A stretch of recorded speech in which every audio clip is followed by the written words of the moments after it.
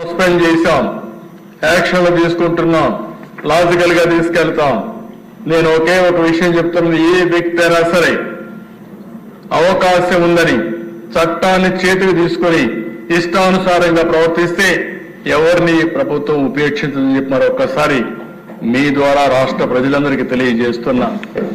ఒక పక్క తప్పు చేసిన ఆఫీసర్లు కూడా ప్రక్షాళన చేస్తున్నాయి, ఇంకో పక్కన ఇప్పుడే ముచ్చేతూరి గారు మాట్లాడుతూ ఒక మాట అన్నారు, టెక్నాలజీ వచ్చింది, పటిష్టంగా ఉపయోగించండి.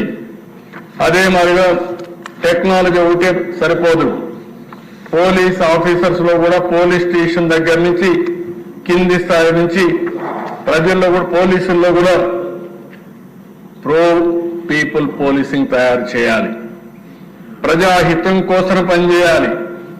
దాన్ని ఏ విధంగా చేయాలో చేయమని చెప్పి అడిగారు. తప్పకుండా ఒకప్పుడే